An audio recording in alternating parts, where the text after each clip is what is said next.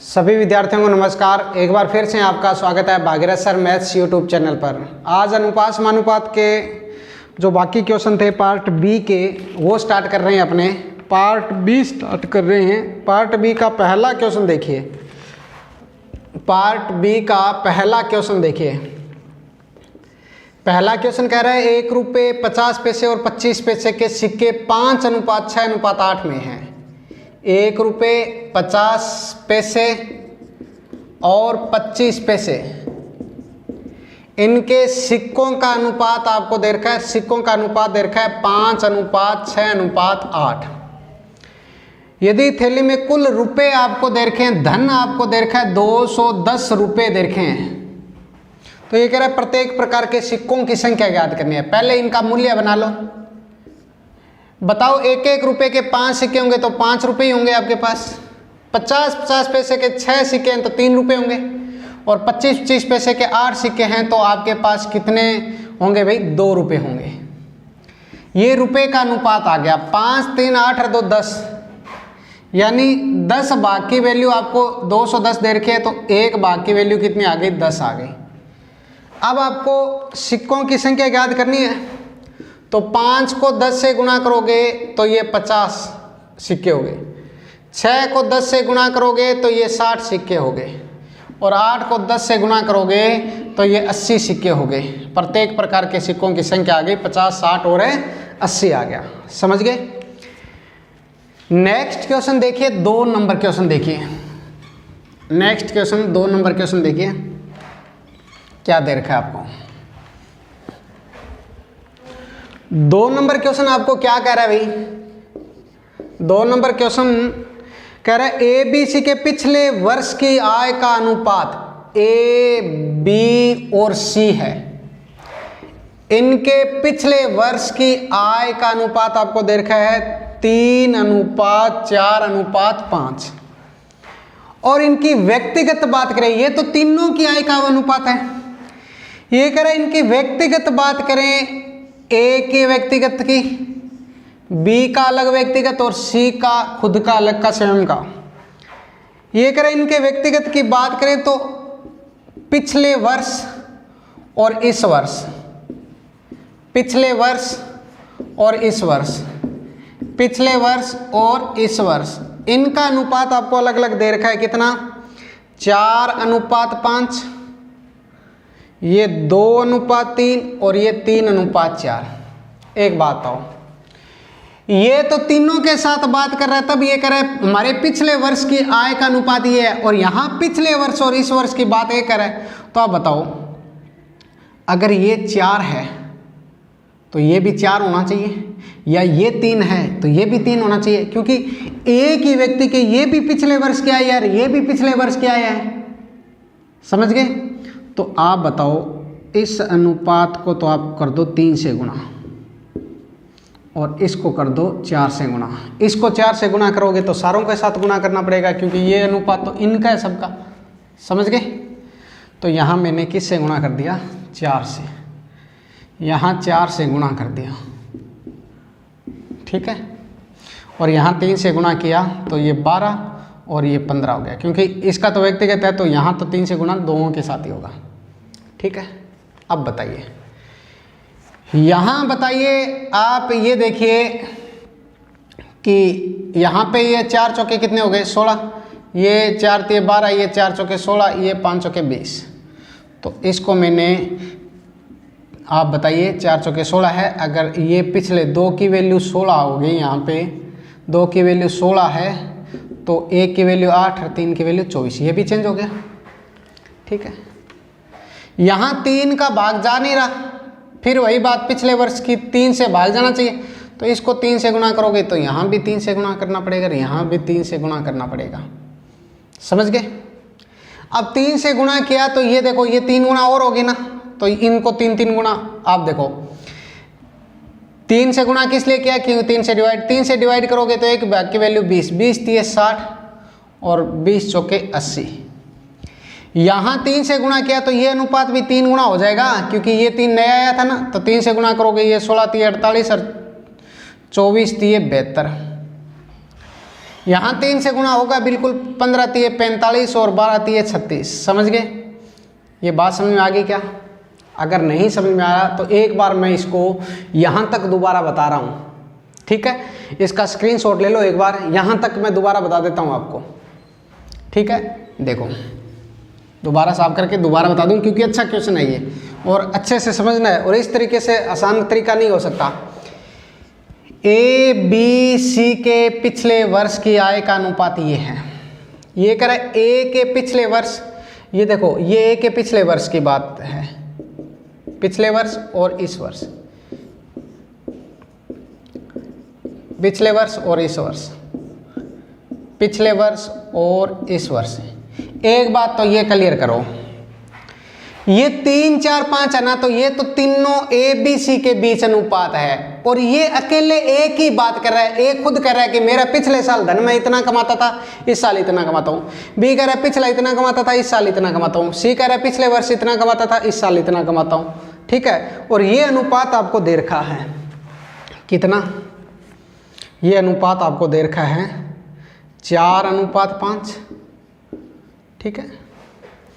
4:5, 2:3 और 3:4। एक बात बताऊं, ये 4 है, ये ए के पिछले वर्ष की बात है और ये भी ए के पिछले वर्ष की आय है, तो बताओ ये दोनों सेम होने चाहिए। 4 का ऊपर वाले में भाग नहीं जा रहा तो 4 से गुणा कर लो, इसलिए 4 से गुणा कर लिया, ठीक है? 2 का ऊपर वाले संख्या भाग जा रहा है, गुणा करना जरूरत नहीं है। 3 का नहीं जा रहा तो 3 से गुणा कर लो, 3 से गुणा कर लो, ठीक है? अब ये देखो, ये 4 तिये 12, 12 तिये 36 हो गया। ये ए के पिछले वर्ष की आय आ गई 36। 4 चौके 16, 16 तिये 48, ये बी के पिछले वर्ष की आय आ गई। ये सी के 5 चौके 20, 20 तिये 60, ये आ गई। अब बताओ ये ए के पिछले वर्ष की आय है ना, तो ये 36, यहाँ भी 36 ही है। 4 की वैल्यू 36, तो 1 की वैल्यू 9, तो 5 की वैल्यू 45। ये 48 है, तो ये बी के पिछले वर्ष की आय है। 2 की वैल्यू 48 होगी, अगर 2 की वैल्यू 48 होगी तो 1 की वैल्यू 24, तो 3 की वैल्यू 24 थी 72। 3 की वैल्यू अगर 60 होगी तो 1 की वैल्यू 20, तो 4 की वैल्यू 80। ये आ गया, समझ गए? ये आ गया, ठीक है? अब देखिए, अब अपने को रहा यदि तीनों की वर्तमान आय का योग 78,800 है, वर्तमान आय का योग 78,800 है, और वर्तमान आय हो कितनी गई? देखो आपके पास 45 + 72 + 80, 45 + 72 + 80, समझ गए? 78,800। 7 8 7 15, 15 और 4 19, 197 हो गया। कितना हो गया? 197। ये बात समझ में आ गई? अब देखो इसको काट दो, अब इसको काट दो, आप काटो जल्दी, ठीक है? समझ गए बात? ये 197 से इसको काट दीजिए। अगर 197 से काटेंगे तो आप बताओ 4 पे कट जाएगा, 400, 4 पे कटेगा तो ये 400 हो गया, ठीक है?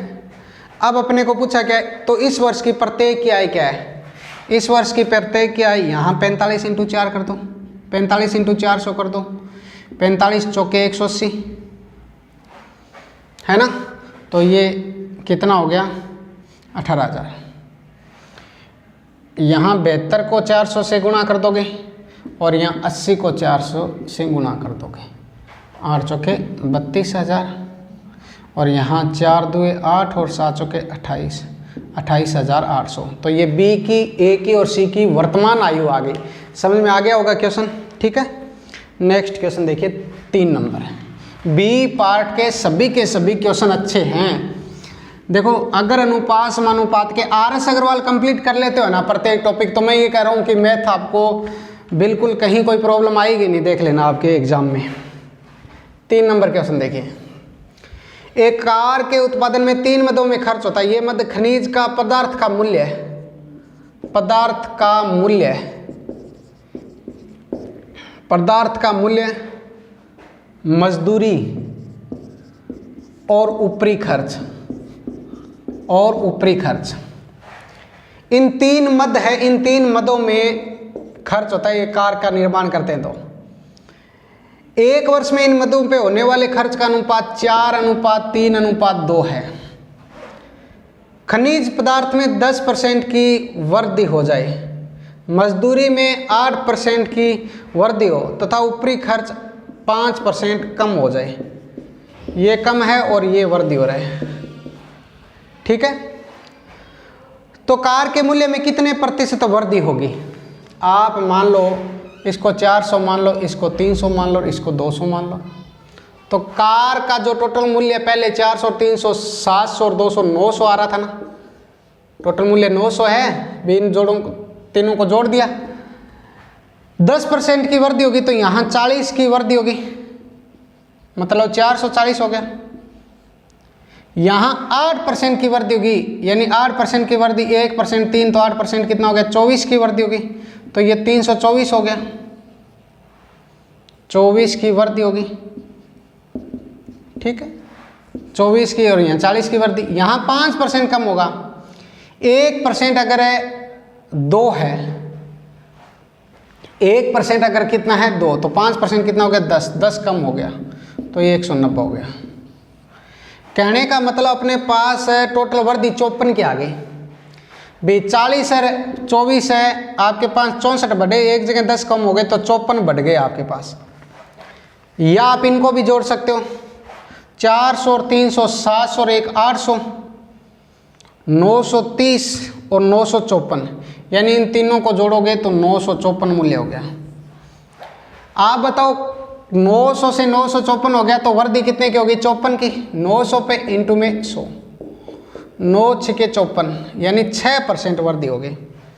कितने परसेंट वृद्धि होगी? 6%। समझ में आ गई बात आपको? ठीक है, तो ये 3 नंबर क्वेश्चन था। नेक्स्ट क्वेश्चन देखिए 4 नंबर। नेक्स्ट क्वेश्चन देखिए 4 नंबर। 4 नंबर क्वेश्चन देखो क्या कर रहा है।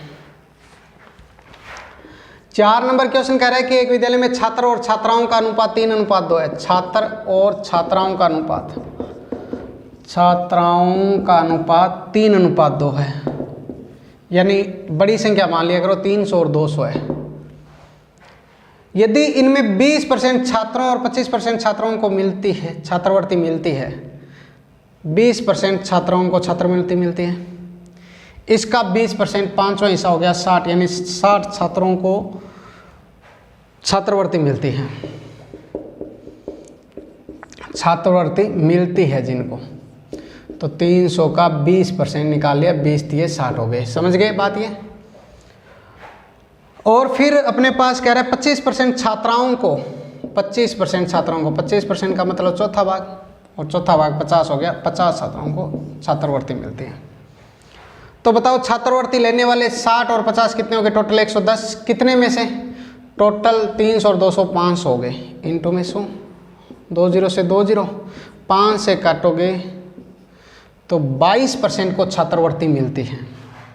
इसने कहा छात्रवृत्ति नहीं मिलती वो कितने हैं? तो अगर छात्रवृत्ति नहीं मिलती वो निकालने हैं तो 100% टोटल होते हैं, उसमें से 22% छात्रवृत्ति लेने वाले हैं, तो 78% है वो छात्रवृत्ति नहीं लेते।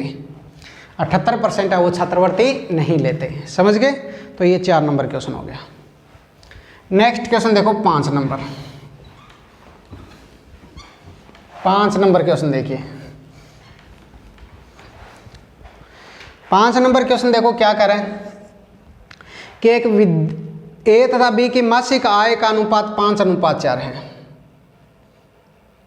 ए और बी, ए व बी की आय का अनुपात, ए व बी की आय का अनुपात, ए व बी की आय का अनुपात ये क्या है? 5x और 4x है, ए व बी की आय का अनुपात। और इनके खर्चे का अनुपात, खर्चे का अनुपात 19y और 21y है। अगर आय में से खर्चा घटा दोगे तो बराबर बचत का अनुपात आपके पास क्या आ गया? 37:18। ये लिख लिया। आय माइनस खर्चा क्या होती है? बचत होती है। अब आप बताइए, इसने कहा कि ए बी कुल वार्षिक बचत 66,000 करते हैं, 66,000 करते हैं वार्षिक बचत ए बी वार्षिक। तो मासिक आ जाएगी अगर 12 का भाग दोगे तो 12 पंजे 60, 6 फिर 12 पंजे 60 यानी 5500 है। 5500 ए और बी की वैल्यू है, यानी 37 + 18 की वैल्यू है। बचत ही है तो 37 और 18 55 हो गए। 37 और 18 कितने हो गए 55, यानी 5500 की वैल्यू 55 की वैल्यू 5500 तो एक बाकी वैल्यू 100, तो इसका मतलब इसकी बचत हो गई 3700 और यहाँ बचत हो गई 1800। ठीक है, अब बताइए आपके पास समीकरण ये बन गई 5x - 19y = 3700 और क्या 4x - 21y = 1800। समीकरण को बराबर कर लो, इसको गुणा करोगे 4 से, इसको गुणा करोगे 5 से, तो ये समीकरण बराबर हो जाएंगे। 5 को 4 से गुणा किया 20x, इधर लिख देता हूँ, 5 को 4 से गुणा किया 20x, 19 चौके 76y और 37 को 4 से गुणा करोगे तो 148 हो गया, 7 चौके 28 अंशिल 2 148 ही हो गया। ठीक है, अब देखो नेक्स्ट इसको 5 से गुणा करोगे 5 चौके 20x, 21 को 5 से गुणा किया 105y और 18 को 5 से गुणा करोगे तो 18 पंजे कितने होंगे 90, तो ये 9000। ठीक है, अब देखो अब घटा लो समीकरण, घटा लोगे तो आप बताइए ये माइनस का हो जाएगा, ये प्लस का, ये माइनस का। ये 20x से 20x घट गया, 105 में से 76 घटाओगे तो आप बताइए कितना बच जाएगा अपने पास। 176 में से 5 घटाओगे तो 29। ठीक है, कितना बच जाएगा 29 y बच जाएगा। और 14,800 में से 9,000 घटाओगे तो 5,800 बच जाएगा, 5,800 बच जाएगा। 29 से ये कट गया 2 पे, तो y का मान आ गया 200। y का मान कितना आ गया 200। प्रत्येक की मासिक आय कितनी है, समझ गए।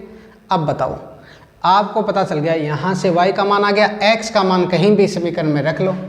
ठीक है, अगर y का मान आ गया आपके पास 200 तो 4x - जैसे 21y है, y का मान आपके पास कितना आ गया 200 आ गया, बराबर 1800 है। तो आप बताओ 21 दुए कितने हो गए 4200, 4200 उधर जाएगा तो 4x = 1800 और 4200 आपके पास कितना हो जाएगा 6000। कितना हो जाएगा 6000। तो x की वैल्यू कितनी आ गई 1500। यहाँ से x की वैल्यू आ गई 1500। तो अगर a की आई निकालनी है तो 15 पंजे 7500, b की आई निकालनी है तो 15 चौके 60 यानी 6000। समझ गए। तो ये a और b की आय आ गई। ठीक है, तो इस प्रकार आप कर सकते हो। a और b की आपके पास क्या आ गई आय आ गई। ठीक है, a की आय 7500 और b की आय 6000।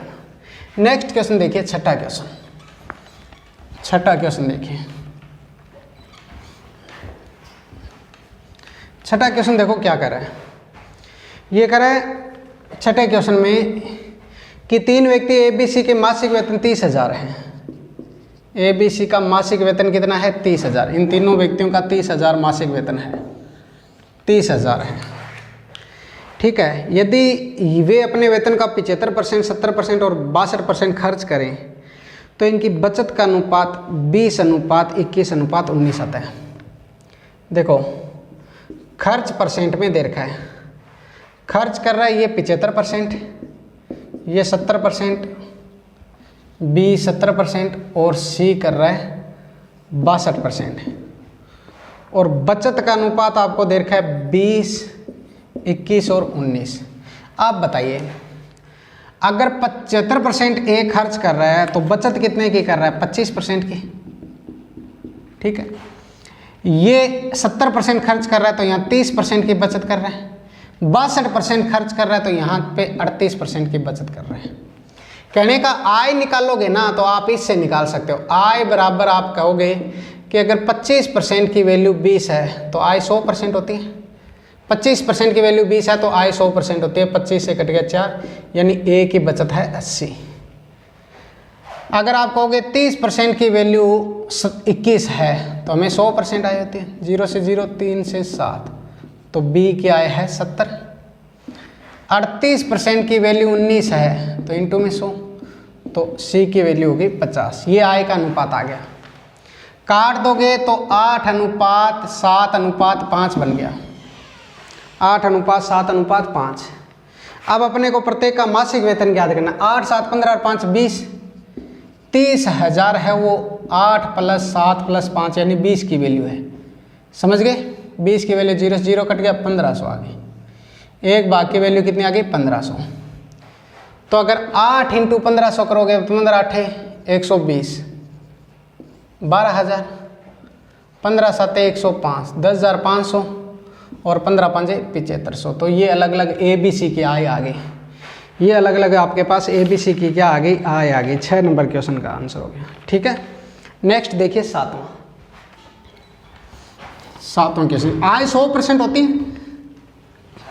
आय क्या होती है? 100% होती है। ठीक है, नेक्स्ट क्वेश्चन देखिए। नेक्स्ट क्वेश्चन 7वां क्या कह रहा है? ये कह रहा है 299 को 1/2, 299 को 1/2 अनुपात 2/3 अनुपात 3/4 में बांटिए। 4, 3, 2 का एलसीएम 12, क्योंकि अनुपात को पहले इजी करना जरूरी होता है। 12 से गुणा कर लिया, 2 से कट गया 6 पे, 3 से कट गया 4, 4 2 8, 4 से कट गया 3 पे, 3 3 9। ठीक है, ये अनुपात आ गया। आप बताइए 8 9 कितने हो गए? 17, 17 और 6 23। 23 को काटोगे तो 23 एकम 23, यहाँ 6 बच जाएगा, 23 3 69। एक भाग की वैल्यू आ गई 13, तो यहाँ 13 × 6 कर लोगे। ठीक है, समझ गए बात? ये यहाँ 13 × क्या कर लोगे? 8, और यहाँ 13 × 9, ये आ गया 78, 104 और 117। ठीक है, नेक्स्ट क्वेश्चन देखिए 8 नंबर। 8 नंबर क्वेश्चन देखिए भी। 8 नंबर क्वेश्चन क्या कर रहा है? 1040 को एबीसी में इस प्रकार बांटिए। 1040 को एबीसी में बांटना है, जबकि 2a = 3b = 4c है। एबीसी का अनुपात निकालना है तो छुपाने वाला सिस्टम कर दो। ए के नीचे ए को छुपा लो, 3 चौके 12, बी के नीचे बी को छुपा लो, 4 2 8, सी के नीचे सी को छुपा लो, 3 2 6। 2 से कट गया 6 4 और 3, 6 4 और 3, 6 4 10 और 3 13, 13 से कट गया 8 पे, यानी 80 पे। एक भाग की वैल्यू 80 आ गई, तो 80 × 6, 8 से 48 480, 80 × 4 8 चौके 32 320, 80 × 3 8 3 24 240 आ गया। ठीक है, तो ये बात अपने को ध्यान रखना है। समझ में आ गई बात? ये चलिए 9 नंबर क्वेश्चन देखिए। 9 नंबर क्वेश्चन देखो। 9 नंबर क्वेश्चन क्या कर रहा है? 5083 को 4 पुरुष 3 स्त्री, 5083 को 5 पुरुष 3 स्त्री और 5 बच्चों में बांटना है। 5 पुरुष 3 स्त्री और 5 बच्चों में इस प्रकार बांटना है कि प्रत्येक पुरुष को स्त्री का ड्योढ़ा मिले। पुरुष है ना, उसको तो स्त्री का ड्योढ़ा मिले। ठीक है, स्त्री का ड्योढ़ा मिले, यानी इसको 1 मिले तो इसको 1.5 गुना मिले। और प्रत्येक स्त्री को बच्चे का दुगना मिले, स्त्री को बच्चे का दुगना मिले। ठीक है, इसको अनुपात 3:2 हो जाएगा। अब देखो, इसका मतलब स्त्री का बराबर आ गया, यहाँ 3:2, यहाँ 2:1। इसका मतलब पुरुष का हो गया 3, स्त्री का हो गया 2 और बच्चे का हो गया 1। क्यों हो गया? क्योंकि स्त्री वाली वैल्यू बराबर ही आ गई। 3 2 5 और 1 6 भागों में बांट दो इसको। समझ में आ गई बात? ये तो ये अलग अलग वैल्यू आ जाएगी आपके पास। ठीक है, ये 9 नंबर क्वेश्चन था। समझ में आ गई बात? ये ठीक। ठीक है, कर लोगे ऐसे? तो इसको आगे अब हल कर लोगे आप, यहाँ 5 की जगह 4 पुरुष कर लेना। तो अब देखो 4 तिये कितने हो गए, एक पुरुष को 3, तो 4 तिये 12, 3 तिये कितने हो गए 9, और 5 एकम 5। ठीक है, आपके पास यहाँ पे स्त्रियों की संख्या कितनी थी भाई, सही तो लिखा है क्या मैंने? 4 पुरुष 3 स्त्रियाँ और कितने बच्चे थे? 5 पुरुष और 3 स्त्रियाँ। 3 × 2, 3 2 कितने हो गए 6, तो 12 और 6 18 और 5 कितने हो गए 23 भाग हो गए। 23 भाग की वैल्यू ये है 5083, 23 भाग की वैल्यू है। ठीक है, 23 एकम 23 और 23 2 कितने हो गए 46। यहाँ पे फिर कितना बच गया अपने पास? 23 2 46, 4 बच गया 48। ठीक है, अब इसको फिर आप काट दो भाई, कितने पे कट जाएगा ये? 2 पे चला जाएगा। 23 2 46, 2 फिर 23 एकम 23, एक भाग की वैल्यू कितनी होगी 221 हो गई। तो अब आगे हल कर लोगे आप, कोई दिक्कत नहीं है। एक भाग की वैल्यू 221 आ गई, तो 221 × 12 कर लेना, 200 × 21 × 6 कर लेना, और 200 × 21 × 5 कर लेना। यानी 221 × 12, 221 × 6 और 221 × 5, ये कर लोगे तो अपने क्वेश्चन का आंसर आ जाएगा। कर लोगे आगे? ठीक है, चलिए नेक्स्ट क्वेश्चन पे। नेक्स्ट क्वेश्चन देखिए, 10वां क्वेश्चन। 10वां क्वेश्चन देखिए, 10वां क्वेश्चन क्या दे रखा है कि 5440। 10वां क्वेश्चन दे रखा है 5440 को ABC में बांटना है। A को B का 2/3 मिलता है और B को C का 1/4 मिलता है। तो यहाँ A और B आपके पास, B 3 आएगा तो A आएगा 2, और यहाँ C 4 आएगा तो B आएगा 1। आपको पता है B को कॉमन करना है, 3 बनाना है, तो 3 से गुना कर लो। अनुपात चाहे बराबर कैसे कर लो, 2 3 और ये 3 चौके 12, ये ABC का अनुपात आ गया। 12 और 3 कितने हो गए भाई? 12 और 3 हो गए 15, और 2 कितने हो गए 17। ठीक है, 17 2 कितने हो गए 34। 17 2 कितने हो गए 34। कितना बच गया भाई? 20 बच गया। कितना बच गया? 20 बच गया आपके पास। तो कितने पे कट जाएगा? अब कितने पे कटेगा बताइए? ठीक है, देखो अपने पास संख्या क्या है? 5440 ही है। ठीक है, चेक कर लेना एक बार। ठीक है, तो अब देखो 17 3 51, अपने पास 3 बचा, 17 2 34, 320 आ गया। तो बांट लोगे 320 × 2, 320 × 3 और 320 × 12, तो ये हल कर लेना। ठीक है, नेक्स्ट देखिए, नेक्स्ट 11वां क्वेश्चन देखिए। 11वें क्वेश्चन में आपको क्या दे रखा है? 11वां क्वेश्चन देखो क्या दे रखा है। 11वां क्वेश्चन कह रहा है x y 2 मिश्रण है, x और y 2 मिश्रण है। मिश्रण x में द्रव ABC का अनुपात, द्रव ABC का अनुपात 3:5:2 है, और मिश्रण y में द्रव AB का अनुपात, केवल AB का अनुपात 4:5 है। ये करे 1 लीटर मिश्रण X और 2 लीटर मिश्रण Y को मिलाकर एक नया मिश्रण बनाया गया। नए मिश्रण में 540 मिलीलीटर द्रव A की मात्रा, नए मिश्रण के 540 मिलीलीटर में द्रव A की मात्रा हमें ज्ञात करनी है। समझ गए? द्रव A की मात्रा हमें ज्ञात करनी है।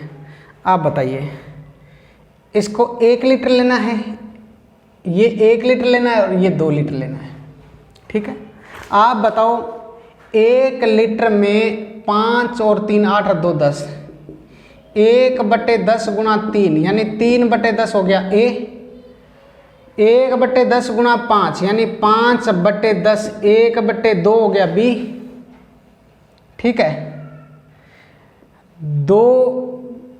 1/10 गुणा 2 यानी 1/5 हो गया C।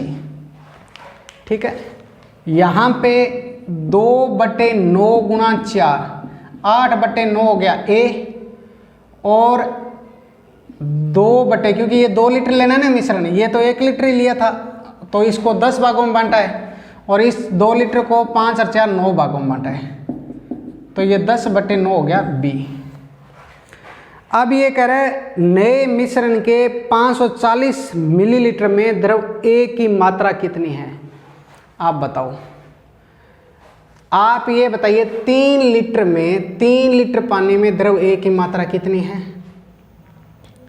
3 लीटर में, या टोटल अपने पास 3 लीटर है, 3 लीटर में द्रव A की मात्रा आपके पास आ गई 3/10 1 है और 8/9 1 है।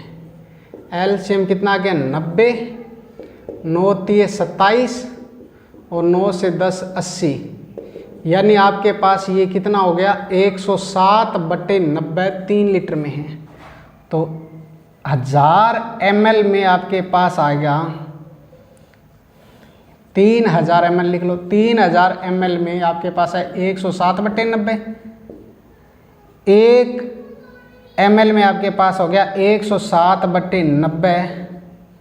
बटे में 3000 और हमें चाहिए 540 का, हमें चाहिए 540 का। ठीक है, तो इसको अब आप हल कर लोगे। ठीक है, कर लीजिए आगे। ठीक है, और यहाँ 3000 ml में बदला था तो यहाँ भी 1000 से गुणा कर देना। ठीक है, क्योंकि ये भी तो लीटर में ही चल रहा है, दोनों साइड लीटर है, मिलीलीटर में तो बनाया 1000 से गुणा करके, इधर भी 1000 से गुणा किया, इधर भी। अब इसको काट दो, 3 0 से 3 0 ये कैंसिल, 0 से 0, 9 6 54। ठीक है, 7 6 कितने हो गए 9 6 54, 7 6 हो गए 42, अंसिल गई 4 और 6 कम 6, यही हो गया। ठीक है, तो अब आपको पता चल गया किस प्रकार ये क्वेश्चन हल हुआ। ठीक है, समझ में आ गई क्या बात सभी को। शेयर कर दीजिए एक बार वीडियो को। ठीक है, और बट्टे में अपने पास 3 और था, 3 से और काट दोगे तो 3 2 6 3 कम 3 और 4 214 आ गया इसका आंसर। ठीक है, तो ये क्वेश्चन इस प्रकार हल कर सकते हो। नेक्स्ट क्वेश्चन देखिए 12वां क्वेश्चन देखिए, 12 नंबर क्वेश्चन देखते हैं। 12 नंबर क्वेश्चन देखिए क्या दे रखा है अपने को। एक बर्तन में पानी और दूध का अनुपात, एक बर्तन है उसमें पानी और दूध का अनुपात, पानी और दूध का अनुपात 1:2। एक बर्तन में, दूसरे बर्तन में पानी और दूध का अनुपात 3:4 है। दोनों मिश्रणों के, दोनों प्रकार के मिश्रण में 1-1 लीटर मिश्रण लेकर नए मिश्रण में पानी व दूध का अनुपात, सीधी सी बात है। यहाँ भी 1 लीटर लेना है, यहाँ भी 1, यहाँ 1 को कितने भागों में बांटोगे 3 भागों में, यहाँ 1 को 4 3 7 भागों में। 1 को 3 भागों में बांटोगे इंटू 1 और 1 को 3 भागों में बांटोगे इंटू 2। 1 को 7 भागों में बांटोगे इंटू में 3 और 1 को 7 भागों में बांटोगे इंटू में 4, यानी टोटल दूसरे बर्तन में जो पानी है वो 1/3 और प्लस 3/7 हो गया अनुपात। दूध है वो 2/3 और प्लस 4/7 हो गया। ठीक है, ये ध्यान रखना। अब इसको हल करोगे तो एलसीएम कितना आ गया 21, 3 से 7 और 7 से 3, 3 से 7 और 7 से 3, 3 3 9, एलसीएम आ गया 21, 3 से 7 7 2 14, 7 से 3 3 चौके 12, 9 और 7 आपके पास कितना हो गया 16/21। ठीक है, अनुपात 12 और 14 आपके पास कितना आ गया 12 और 14 26/21, 21 से 21 कट गया 8:13 इसका आंसर आ गया। 12 नंबर क्वेश्चन का आंसर क्या आ गया 8:13। ठीक है, तो ये क्वेश्चन आपके हो गए।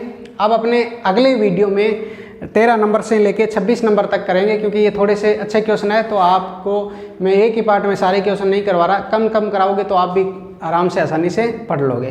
तो इस वीडियो को ज़्यादा से ज़्यादा शेयर करें, लाइक करें, कमेंट करें और आपके साथियों तक इसको ज़्यादा से ज़्यादा शेयर करना। धन्यवाद, मिलते हैं आपसे अगले वीडियो में।